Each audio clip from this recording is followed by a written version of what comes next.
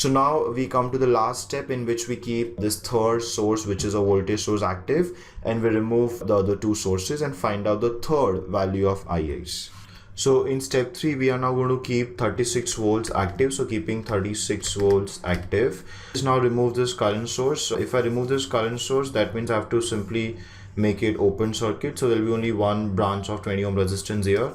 And removing 20 volts would simply mean that I have to short circuit this particular source. So this is what I get in step number 3. So now let us find out what will be Ix. Ix will be this time flowing only due to 36 volts. So let me call it Ix triple dash. To find Ix triple dash, we can apply nodal analysis, let's say. So I will first define a voltage at this particular node. Let me define this voltage as Vx. I will define 3 outgoing currents.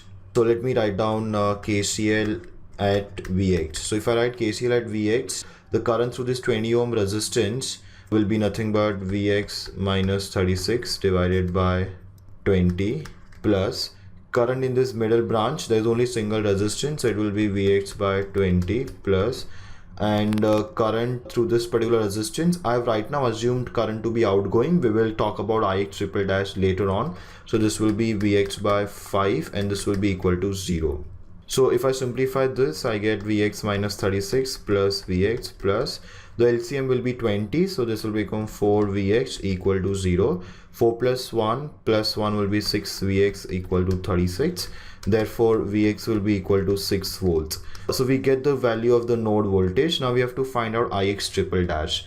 Before we do that, let me find some other current. Let me find current which is flowing away from this particular node. Let me call this current as Iy.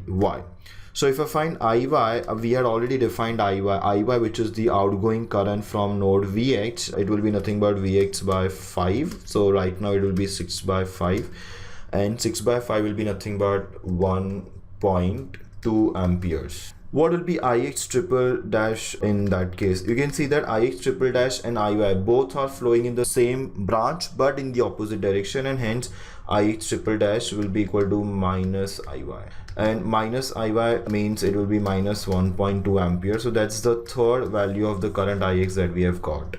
So we apply one last step now, which is the use of superposition theorem.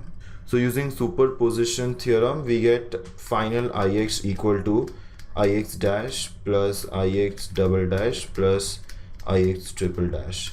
So one by one, let's collect all the three values. The first value of Ix was 1.6 amperes, that was Ix dash. The second value was minus 1.33. I have to add everything, but now I'll have to consider the negative value, minus 1.33. And the third value of Ix that we have just now got is minus 1.2. So this is nothing but 1.6 minus 1.33 minus 1.2. And if you solve this, you get the final answer for Ix. Ix will come out to be minus 0.93 amperes. So that's the final answer for Ix, and we have obtained it using superposition theorem. Please remember that we keep the negative sign because we have found the value assuming the direction of Ix, which is towards right. So for that direction, the current comes out to be negative. So the actual current of 0.93 ampere flows in the opposite direction, that means in the left direction. But we can't write plus 0.93 and mention the direction to be left because current direction of Ix is given to be right. So we give the final answer as minus 0.93 ampere.